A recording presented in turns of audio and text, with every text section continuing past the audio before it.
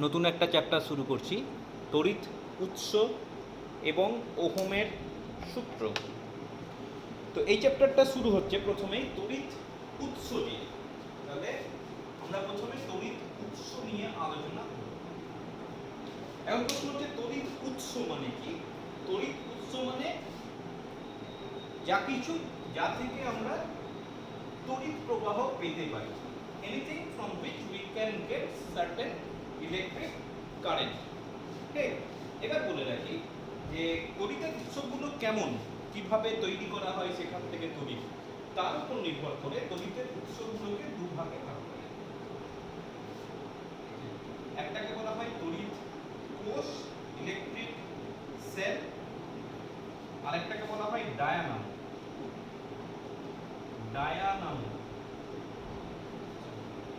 কাকে তড়িৎ কোষ বলবো বা কোনগুলোকে তড়িৎ কোষ বলবো আর কোনটাকে ডায়নামো বলবো?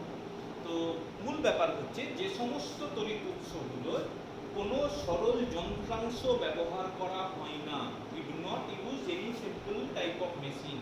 আমরা কোনো রকম যন্ত্রাংশ ব্যবহার করব না। যে সমস্ত তড়িৎ উৎসের ক্ষেত্রে সেগুলোকে আমরা বলবো তড়িৎ কোষ। আর ডায়নামোর ক্ষেত্রে আমরা কিন্তু যন্ত্রাংশ ব্যবহার করি, মেশিন। কিরকম? ডায়নামোর গঠন যদিও আমরা পরে আলোচনা করব। তুমি মনে রাখবে ডায়নামোতে কি লাগে? দুটো বড় ম্যাগনেট লাগে, একটা আর্মেচার লাগে, বড় একটা কুণ্ডলী লাগে। সেই কুণ্ডলীটাকে চৌম্বক ক্ষেত্রে ঘোরানোর চেষ্টা করা হয়।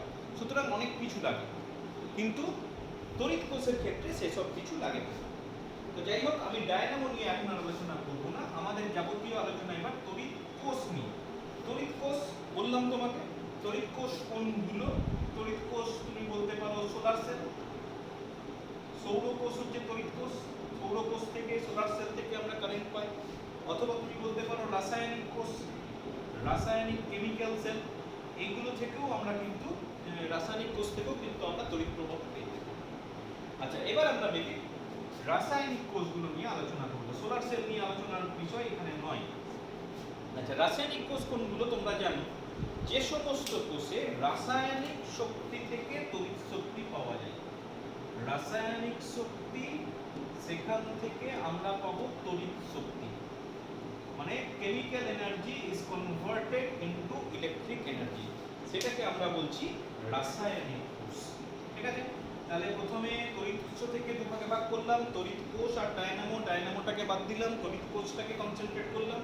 তারপর তড়িৎ কোষের উদাহরণ হিসেবে বললাম রাসায়নিক কোষও হতে পারে, সৌর কোষও হতে পারে।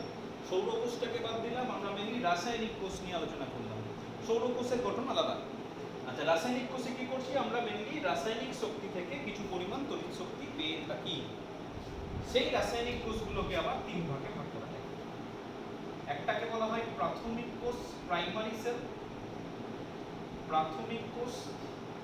2 নম্বর বলা হয় সেকেন্ডারি কোষ, গৌণ কোষ। আর 3 নম্বর বলা হয় মানব কোষ। তো প্রথমে মানব কোষটা নিয়ে বলে ফেলি।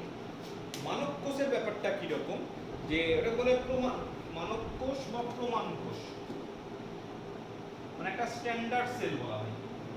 তো এটা নিয়ে আমাদের খুব বেশি আলোচনা নেই। প্রমাণ কোষ বা মানব কোষ কোনগুলো? যে সমস্ত কোষের তড়িৎচালক বল নির্দিষ্ট। শুধু নির্দিষ্ট নয়, যাদের রেসপেক্টে আমরা অন্যান্য সেলের ইএমএফ, তড়িৎচালক বল বা তড়িৎ প্রবাহ এগুলোকে কম্পেয়ার করি, সেই কোষগুলোকে বলা হচ্ছে মানব কোষ। Just definition sufficient. যেমন একটা উদাহরণ আমি দিয়ে রাখছি, তোমরাও মনে রাখবে। Western cadmium cell, western cadmium cell, এটা হয়ে যাচ্ছে এক প্রকার প্রমাণ কোষ। যেমন তোমরা করেছিলে না যে 1 মিটার, 1 সেন্টিমিটার দৈর্ঘ্য কাকে বলে, তখন তোমরা কি বলেছিলে যে লন্ডনে রাখা একটা দণ্ড আছে প্লাটিনাম ইরিডিয়ামের তৈরি, সেটাকে প্রমাণ হিসেবে ব্যবহার করা হতো। সেরকম এখানেও প্রমাণ কোষ বা মানব কোষ। এবার মেন যেটা হচ্ছে প্রাথমিক কোষ না গৌণ কোষ। কোনগুলোকে প্রাথমিক কোষ বলবো, কোনগুলোকে গৌণ কোষ বলবো, কোনটা বেশি ভালো, কোনটা ব্যবহার করা উচিত, এই ব্যাপারগুলো নিয়ে আলোচনা করব।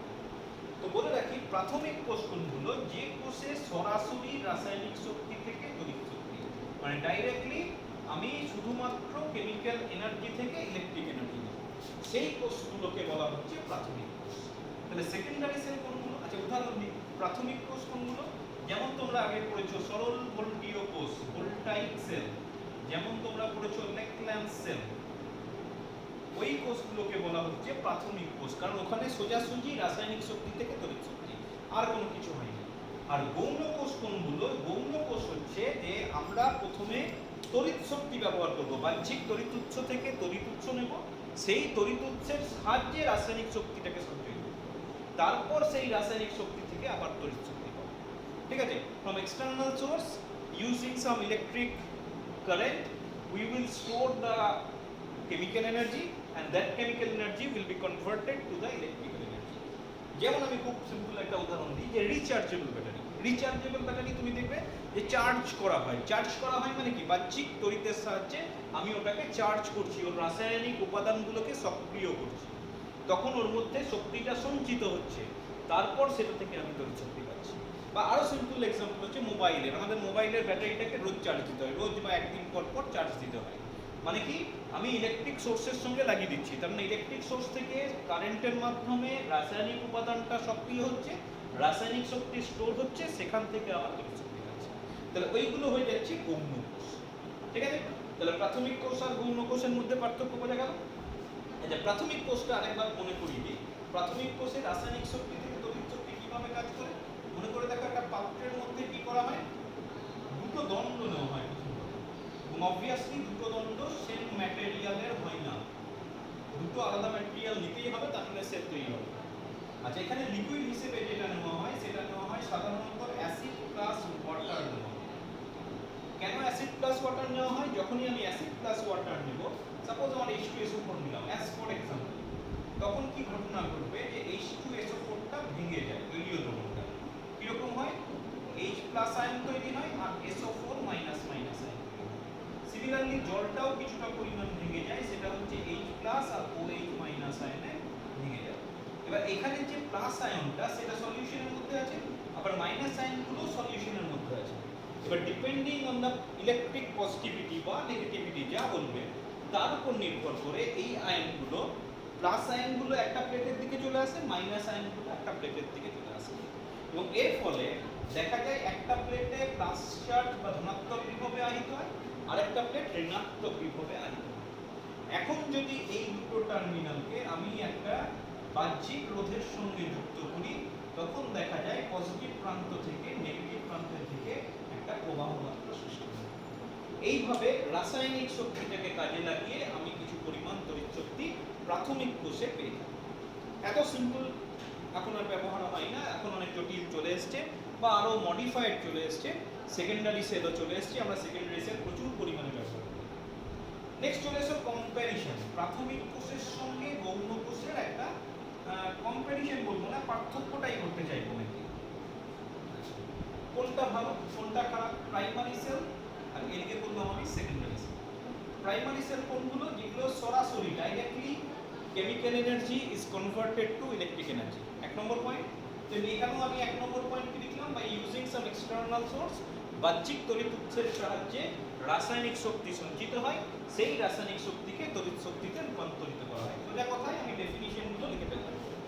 দু নম্বর, আচ্ছা এটা মনে রাখবে, একবার যখন ম্যাটেরিয়ালটা শেষ হয়ে যায়, যেমন তুমি টর্চের ব্যাটারি, ঘড়ির ব্যাটারি, একবার ম্যাটেরিয়াল শেষ হয়ে গেলে সেটাকে ফেলে দিতে হয়, তার মানে ইরিভার্সেবল, বারবার ব্যবহার করা যায় না।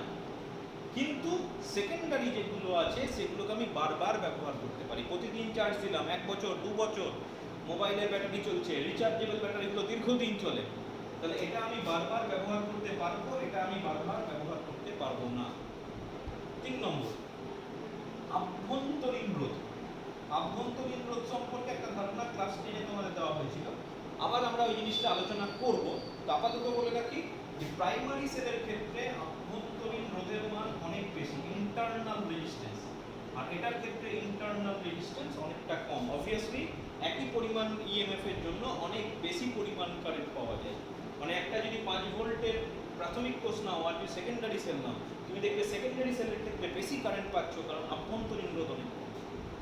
আচ্ছা, খরচের দিক থেকে বলতে গেলে এটা কিন্তু খরচ অনেক কম, আর এটা একটু খরচ একটু বেশি। রিচার্জেবল ব্যাটারির দাম অনেক বেশি, আর সিম্পল ব্যাটারি তুমি অনেক কম দামে পেতে পারো।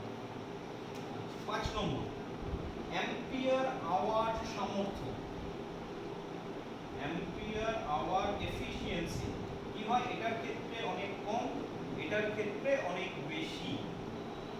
এখন প্রশ্ন হচ্ছে তাহলে অ্যাম্পিয়ার আওয়ার সামর্থ্য ব্যাপারটা কি? যাই হোক, মোটামুটি 5টা পার্থক্য পেয়ে গেলাম, দেখে রাখবে। আচ্ছা, এবার আমি চলে যাচ্ছি অ্যাম্পিয়ার আওয়ার সামর্থ্য কাকে বলা হয়, অ্যাম্পিয়ার আওয়ার এফিসিয়েন্সি। তো আমি একটু উদাহরণ দিয়ে বলি। সাপোজ বলা হলো একটা সেলের সামর্থ্য হচ্ছে 30 অ্যাম্পিয়ার আওয়ার, বলতে তুমি কি বোঝো? তো এটার মানে তোমাকে বোঝায় যে ওই সেল থেকে তুমি 30 মিনিট ধরে কন্টিনিউয়াস 1 অ্যাম্পিয়ার কারেন্ট পেতে পারো। মানে এই দুটোর গুণফল, এখানে একটা কারেন্ট আছে, একটা টাইম আছে, এই দুটোর ম্যাগনিটিউড যেন 30 এর সঙ্গে সমান।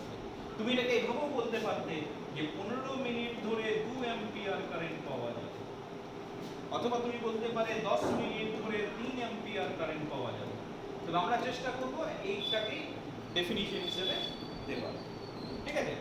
আচ্ছা, এবার প্রশ্ন দেয় যে ওখান থেকে আমি কত চার্জ পেতে পারবো ম্যাক্সিমাম, মানে ওই সেলটা সম্পূর্ণ ক্ষরিত হওয়ার পূর্বে, মানে ডিসচার্জ হওয়ার আগে তোমাকে কতটা আধান দেবে প্রশ্ন। তাহলে আধান ইকুয়াল টু, আধান চাইছে চার্জ, চার্জ ইকুয়াল টু আমি জানি কারেন্ট ইনটু টাইম। আচ্ছা, কারেন্টটা কত দিয়েছে 30 অ্যাম্পিয়ার, আর এটা কত বলেছে 1 ঘন্টা। আচ্ছা, 30 অ্যাম্পিয়ারকে আমি লিখতে পারি কুলম্ব বাই সেকেন্ড, আর এটাকে ঘন্টাটাকে সেকেন্ডে করলে 3600 সেকেন্ড। তাহলে এই সেকেন্ডের সঙ্গে এই সেকেন্ড কেটে গেল, তাহলে 30 ইনটু 3600, তাহলে 108 1 2 3 কুলম্ব করে থাকলো। তাহলে যদি 30 অ্যাম্পিয়ার আওয়ার হয়, তাহলে সেক্ষেত্রে সেই সেল থেকে আমি 10,000 তো নয় 1,08,000 কুলম্ব আধান পেতে পারবো।